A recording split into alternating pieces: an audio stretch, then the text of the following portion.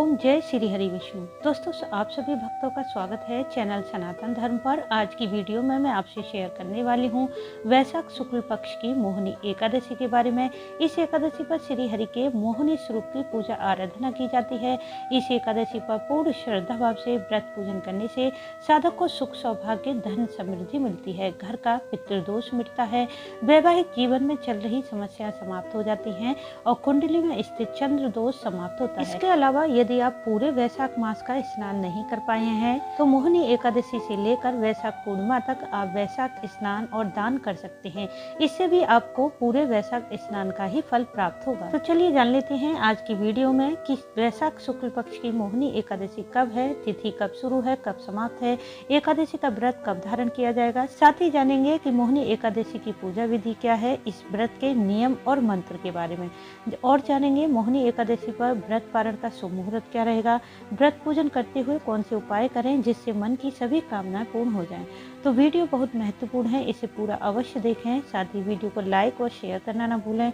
यदि आप चैनल पर पहली बार आए हैं तो चैनल को सब्सक्राइब करके बेल बटन को प्रेस कर लें, जिससे नई वीडियो का नोटिफिकेशन सबसे पहले आपको मिल जाए। दोस्तों सबसे पहले जान लेते हैं कि साल 2025 में मोहिनी एकादशी कब है। एकादशी की तिथि शुरू है 7 मई की सुबह 10:20 पर और समाप्त है 8 मई के दोपहर में 12:30 पर। उदया तिथि के अनुसार मोहिनी एकादशी का व्रत 8 मई दिन गुरुवार को रखा जाएगा। इस दिन प्रातः काल पूजा का शुभ मुहूर्त रहेगा सुबह 4:31 से 5:35 पर और शाम के समय पूजा का शुभ मुहूर्त रहेगा 7:01 से 8:04 पर। अभिजीत मुहूर्त रहेगा सुबह 11:57 से 12:49 पर और मोहिनी एकादशी पर राहु काल का समय रहेगा दोपहर में 1:30 से 3 बजे तक। राहु काल के समय आप पूजा पाठ और धार्मिक कार्य न करें। एकादशी व्रत का पारण द्वादशी तिथि के समाप्त होने से पहले द्वादशी तिथि में किया जाता है। तो इस बार द्वादशी तिथि शुरू होगी 8 मई दोपहर 12:20 पर और समाप्त होगी 9 मई दोपहर 2:56 पर। तो मोहिनी एकादशी व्रत पारण का शुभ मुहूर्त रहेगा 9 मई की सुबह 5:52 से सुबह 8:16 तक। पुराणों के अनुसार मोहिनी एकादशी के विषय में कहा गया है कि जब समुद्र मंथन के समय अमृत निकला था तो देवता और दानवों में अमृत पान करने के लिए युद्ध छिड़ गया। तब भगवान विष्णु ने मोहिनी रूप धारण करके दानवों से अमृत छीनकर देवताओं को अमृत पान कराया, जिससे देवताओं को अमृतत्व की प्राप्ति हुई। यह व्रत धारण करने वाले प्रत्येक साधक को एकादशी से एक दिन पहले 10वीं तिथि में एक समय शुद्ध सात्विक भोजन करना चाहिए। भोजन में किसी भी प्रकार की तामसिक वस्तुओं का प्रयोग न करें, जैसे प्याज, लहसुन, मांस, मदिरा का सेवन न करें। 10वीं के दिन आप बैगन, मसूर की दाल, शाक, टमाटर, गाजर, मूली भी न खाएं। 10वीं की शाम को सूर्यास्त के बाद भोजन करना भी वर्जित होता है। साथ ही 10वीं से द्वादशी तिथि तक ब्रह्मचर्य का पालन करें। यदि संभव हो तो भूमि पर शयन करें। यदि संभव न हो तो आप अपने बिस्तर को साफ शुद्ध करके उस पर शयन कर सकते हैं। एकादशी के दिन सुबह सूर्योदय से पहले ही स्नान कर लें। तत्पश्चात पीले रंग के वस्त्र धारण करें और सूर्यदेव को अर्घ्य दें। यदि आप मोहिनी एकादशी का व्रत धारण कर रहे हैं तो सबसे पहले भगवान विष्णु के समक्ष दीप प्रज्वलित करके व्रत का संकल्प करें और श्री हरि के विग्रह स्वरूप, चाहे वह लड्डू गोपाल हो या शालिग्राम हो या फिर श्री हरि का विग्रह है, उन्हें पंचामृत द्वारा स्नान कराएं।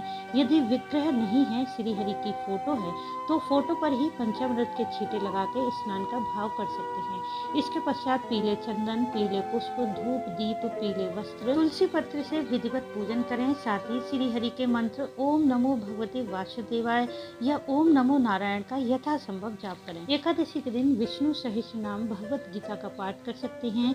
एकादशी के दिन यह पाठ करने से कुंडली के सभी ग्रह दोष समाप्त होते हैं और श्री हरि की अपार कृपा मिलती है। क्योंकि इस बार मोहिनी एकादशी गुरुवार के दिन पड़ रही है, तो गुरुवार और एकादशी का संयोग बहुत ही अद्भुत होता है। इसलिए इस दिन श्री हरि के पूजन में अधिक से अधिक पीली वस्तुएं अर्पित करनी चाहिए। सुखी दाम्पत्य जीवन के लिए, शीघ्र विवाह की कामना पूर्ति के लिए, जीवन में सुख समृद्धि सौभाग्य के लिए इस दिन जल के लोटे में चुटकी भर हल्दी डालकर केले की जड़ में अर्पित कर दें और चंदन, पुष्प, धूप, दीप से विधिवत केले के वृक्ष का पूजन करें। साथ ही पीली वस्तुओं का, जैसे पीले फल, पीला अनाज, पीली मिठाई इत्यादि जो भी आपने श्री हरि को अर्पित किया है उसकी संख्या बढ़ाकर किसी ब्राह्मण को या किसी गरीब जरूरतमंद को दान कर दें। इस उपाय से कार्यों में सफलता मिलती है, मन की कामनाएं शीघ्र ही पूरी होती हैं।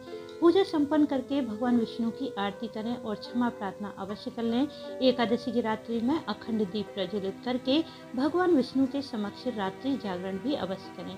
किसी विशेष कामना पूर्ति के लिए यदि आपने एकादशी का व्रत किया है तो आप एकादशी की रात्रि में अखंड दीप प्रज्वलित करके भगवान श्री हरि के नाम का मंत्रों का यथासंभव जाप कर सकते हैं।